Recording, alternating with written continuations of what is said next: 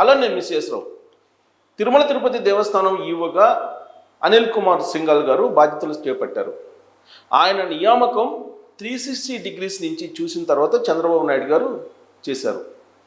దీంతో ఇప్పటి వరకు తిరుమల తిరుపతి దేవస్థానం పరిధిలో జరిగినటువంటి కొన్ని అపశృతులు కానీ లేదా అసౌకర్యాలు కానీ తీరిపోతాయని చెప్పి ఆయన గురించి తెలిసినటువంటి వాళ్ళు ప్రగాఢంగా విశ్వసిస్తూ ఉన్నారు. కారణం ఏంటంటే అనిల్ కుమార్ సింఘాల్ గారు ఆల్రెడీ 2014-19 మధ్యలో చంద్రబాబు గారు ముఖ్యమంత్రిగా ఉన్నప్పుడు ఆయన ఈవోగా చేశారు. అనుభవం ఉంది, ఈవోగా చేసినటువంటి అనుభవం ఉంది. ఆయన టైంలోనే బ్రేక్ దర్శనాల్ని కేటగరైజ్ చేశారు. ప్రోటోకాల్ దర్శనం L1, L2, L3 ఇలా వర్గీకరించారు. ప్రోటోకాల్ దర్శనం అంటే వాళ్ళు ఎవరైనా సరే బై పర్సన్ వస్తేనే, వాళ్ళకి ప్రోటోకాల్ తీసుకునేటువంటి అర్హత ఉంటేనే, బై పర్సన్ వస్తేనే ఆ ప్రోటోకాల్ దర్శనం ఉంటుంది. లేదంటే రికమెండేషన్ లేదా ఫోన్ చేసి చెప్పడం జరిగితే కనుక ప్రోటోకాల్ దర్శనం ఉండదు. ఇది ప్రోటోకాల్ దర్శనం. ఎలా ఉంటుంది దర్శనం అంటే నేరుగా వెంకన్న దగ్గరికి వెళ్ళొచ్చు, దర్శనం చేసుకోవచ్చు. అక్కడ హారతి ఇస్తారు, ఇండివిజువల్గా హారతి ఇస్తారు. అలాగే శ్రీవారి అలాగే పంచ దోవతి ఉంటుంది కదా, ఆ దోవతి ఇక్కడ చుడతారు. తర్వాత ఆశీర్వచనం ఇవన్నీ కూడా ఉంటాయి. ఇక L1 ఏంటంటే కేవలం సీఎంఓ ఆఫీసు అంటే ముఖ్యమంత్రి కార్యాలయం సిఫారసు చేసినటువంటి వాళ్ళకే L1 ఇస్తారు. ఈ L1కి ప్రోటోకాల్కి ఏంటి తేడా అని అంటే L1 ఒక 3-4 కుటుంబాలను ఒకేసారి అలౌ చేస్తారు. నేరుగా ఎక్కడ కూర్చోబెట్టకుండా తీసుకెళ్తారు వెంకటేశ్వర స్వామి లోపలికి గుడిలోకి. ఒక 3-4 కుటుంబాలని కలిపి హారతి ఇచ్చి పంపిస్తారు. ఇక L2 వచ్చేటప్పటికి వాళ్ళని ఎక్కడ కూర్చోబెట్టరు కానీ తీసుకెళ్తారు, బట్ వాళ్ళకి హారతి ఉండదు, దర్శనం మాత్రమే ఇస్తారు, దర్శనం చేసుకుని వచ్చేస్తారు. ఇక L3 ఉంటుంది. ఈ L3 ఎవరు ఇస్తారంటే ఎమ్మెల్యేలు సిఫారసు చేసినవి, అలాగే ఎమ్మెల్సీలు సిఫారసు చేసినవి. ఈ L3లు అనేవి ఒక 3వ ద్వారం దగ్గర నుంచి L3 వాళ్ళని వెనక్కి పంపిస్తారు. ఇది సిస్టమ్ ఉండేది అప్పుడు. 2వ ద్వారం వరకు L2 వాళ్ళని పంపిస్తారు. L2 ఎవరికి పర్మిషన్ అంటే మంత్రులు సిఫారసు చేసినటువంటి వాళ్ళకి L2 ఇస్తారు. సీఎంఓ ఆఫీస్ ఇచ్చిన వాళ్ళకి L1 ఇస్తారు. ప్రోటోకాల్ అంటే బై పర్సన్ వస్తేనే ప్రోటోకాల్, ఆ హోదా ఉన్నటువంటి వాళ్ళకి మాత్రమే. ఇది సిస్టమ్. ఈ సిస్టమ్ని అప్పట్లో ఆయన అమలు చేయటం కారణంగా సామాన్య భక్తులకి చాలా వరకు కూడా అవకాశం లభించింది. కానీ ఇప్పుడు జరుగుతుంది ఏంటంటే అందరికీ బిగినింగ్ బ్రేక్ దర్శనం, ప్రోటోకాల్ తప్ప అందరూ ఒకటే. బిగినింగ్ బ్రేక్ దర్శనం కొన్ని వేల మందికి ఇచ్చేస్తున్నారు. 300 రూపాయల దర్శనానికి ఈ బిగినింగ్ బ్రేక్ దర్శనానికి పెద్ద తేడా ఏం లేదు. కాకపోతే 300 రూపాయల టికెట్ అయితే బయట నుంచి దర్శనం చేసుకొని వస్తారు. ఇప్పుడు బిగినింగ్ బ్రేక్ దర్శనం లోపలికి పోయి అలా దర్శనం చేసుకుని వస్తుంటారు. నెట్టటాలు, తోసుకోటాలు ఇవన్నీ మామూలే. 300 రూపాయల దర్శనానికైనా లేదంటే బిగినింగ్ బ్రేక్ దర్శనానికైనా సేమ్. దీంతో అసౌకర్యం అక్కడ ఏర్పడుతుంది. తిరుమల తిరుపతి దేవస్థానానికి వెళ్ళినటువంటి భక్తుల్లో ఎక్కువ మంది అక్కడ అసౌకర్యాల గురించి చెప్తూ ఉన్నారు. ఇలాంటి వాటినన్నింటినీ కూడా సైంటిఫిక్గా అధ్యయనం చేసి అనిల్ కుమార్ సింఘాల్ గారు పరిష్కారం చూపుతారు అనేది ఆయన మీద ఉన్నటువంటి నమ్మకం. పైగా ఆయన వెంకన్నకి వీరభక్తుడు. ఆయన తొలిసారి ఈవోగా బాధ్యతలు తీసుకోవటానికి వెళ్ళేటప్పుడు కూడా మెట్ల మార్గంలో నడిచి వెళ్ళి బాధ్యతలు స్వీకరించారు. ఇప్పుడు కూడా రెండోసారి ఆయన ఈవోగా బాధ్యతలు స్వీకరించేటువంటి అవకాశం లభించిన దానికి ఇప్పుడు కూడా మెట్ల మార్గంలోనే ఆయన నడిచి వెళ్ళి బాధ్యతలు స్వీకరించారు. చాలా కూల్గా, వివాదరహితునిగా ఆయనకి పేరుంది ఐఏఎస్లో. ఆయన శ్రీవారికి పరమ భక్తుడు కాబట్టి సామాన్యులకి అవకాశం ఇచ్చేలాగా ఆయన చేస్తారనేది ఆయన మీద ఉన్నటువంటి నమ్మకం. అంటే బోర్డులో ఉండేటువంటి వాళ్ళు ఇన్వాల్వ్ అయ్యి ఆయన చేస్తున్నటువంటి దాన్ని డిస్టర్బ్ చేయకపోతే, డెఫినెట్గా ఆయనకి సహకరిస్తే మాత్రం సామాన్యులకి శ్రీవారి దర్శనం చాలా అద్భుతంగా జరిగే అవకాశం ఉంది రాబోయేటువంటి రోజుల్లో. ఇప్పుడు ప్రజెంట్ ఒక విఐపి దర్శనం, ఒక ప్రోటోకాల్ దర్శనం లేదంటే ఒక ప్రోటోకాల్ దర్శనం చేస్తే 25 మంది మామూలు వాళ్ళు దర్శనం చేసుకోవచ్చు అనేది ఒక లెక్క చెప్తున్నారు. అంటే ఇప్పుడు ప్రోటోకాల్ దర్శనాన్ని కొన్ని వందల మందికి ఇస్తున్నారు. దానికేమో లిమిట్ లేదు, అన్లిమిటెడ్. ఇదంతా గమనించినటువంటి వెంకయ్య నాయుడు గారు, మాజీ ఉపరాష్ట్రపతి గారు ఇటీవల కాలంలో ఆయన ఒక ప్రపోజల్ పెట్టారు తిరుమల తిరుపతి దేవస్థానానికి వెళ్ళిన సందర్భంగా. విఐపీలకి ఏడాదికి ఒకసారి ప్రోటోకాల్ దర్శనం ఇవ్వాలి, ఇలాంటి నిబంధన తీసుకొస్తే బాగుంటుందని చెప్పి ఆయన చెప్పారు. ఎందుకు? తిరుమల తిరుపతి దేవస్థానం మీద అక్కడ భక్తులకు, సామాన్య భక్తులకు ఎలాంటి అసౌకర్యం కలుగుతుందో ఆయనకు కూడా తెలుసు. అందుకే ఈ ప్రోటోకాల్ దర్శనాల కారణంగా వచ్చినటువంటి వాళ్ళే మళ్ళీ మళ్ళీ వస్తూ వీకెండ్స్లో సామాన్య భక్తులను ఇబ్బంది పెడుతున్నారనేటువంటి ఉద్దేశంతో మాజీ ఉపరాష్ట్రపతి వెంకయ్య నాయుడు గారు ఆ ప్రపోజల్ పెట్టారు.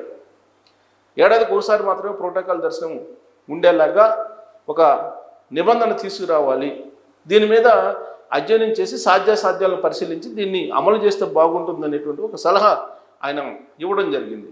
కానీ ఆయన సలహాని స్వీకరించినట్టు ఎక్కడ కనిపించట్లేదు. ఆయన సలహాని అసలు వినిపించుకోలేదు. కానీ సామాన్య భక్తులకు మాత్రం కొన్ని నిబంధనలు, కొన్ని కండిషన్లు, కొన్ని ఆంక్షలు పెట్టారు. ఏం ఆంక్షలు అంటే, ఇప్పుడు తోమాల సేవ కానీ లేదా సుప్రభాతం సేవ కానీ ఇలా సేవలు అనేకం ఉన్నాయి, ఆర్జిత సేవలు. ఈ ఆర్జిత సేవలకి లక్కీ డీపీ వేస్తుంటారు. ఈ ఆర్జిత సేవలకి కనీసం 3 నెలల పాటు, ఒక్కసారి మీరు ఆర్జిత సేవకు అటెండ్ అయితే మళ్ళీ 3 నెలల తర్వాతనే, ఈ లోపు అటెండ్ కావడానికి లేదు.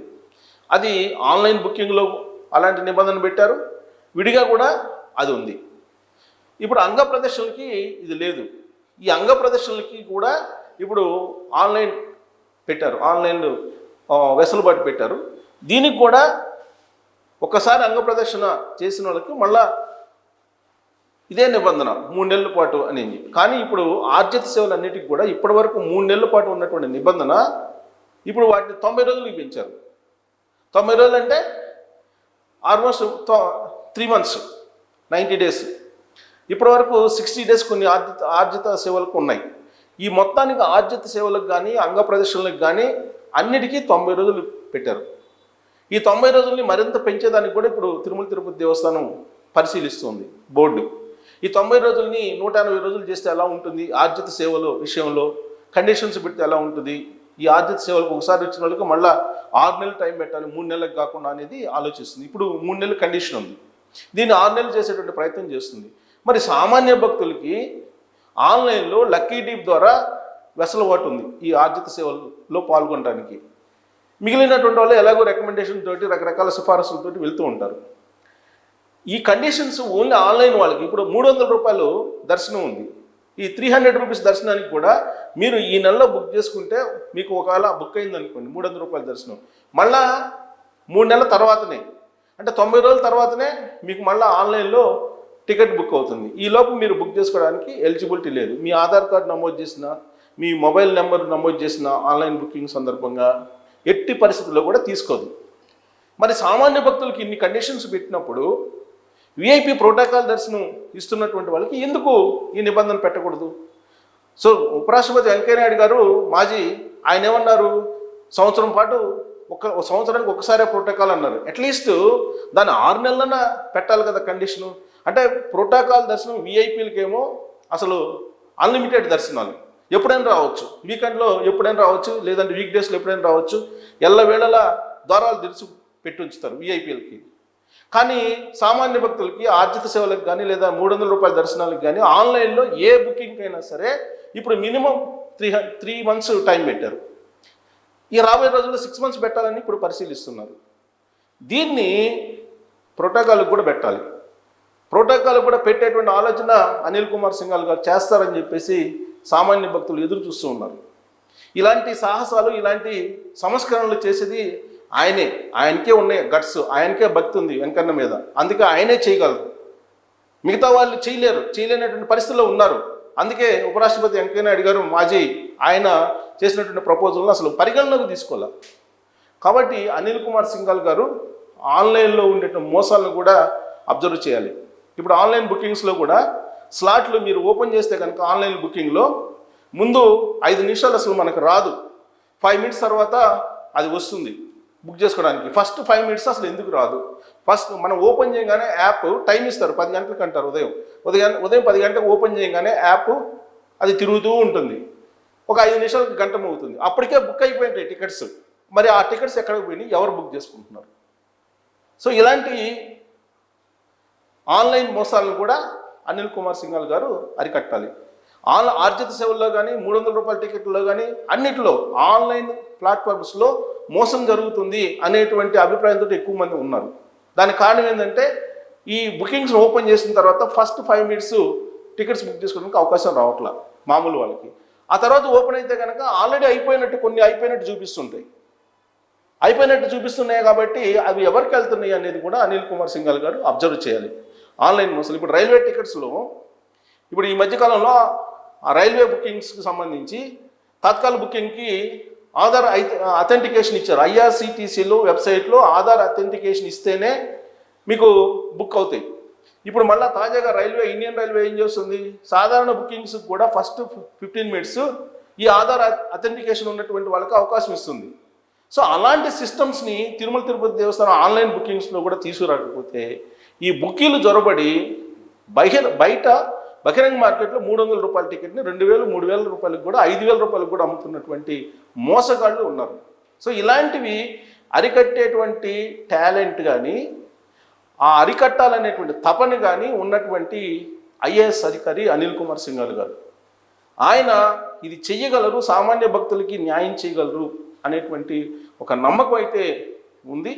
మరి ఆయన ఈ సమస్యలన్నింటినీ పరిష్కరించగలరా, లేదంటే ఆయన ఏదైతే చేయాలనుకుంటున్నారో అది చేయకుండా అడ్డుపట్టేటువంటి పరిస్థితులు అక్కడ ఉన్నాయా అనే దాని మీద మీరు కామెంట్ చేయొచ్చు. Thank you.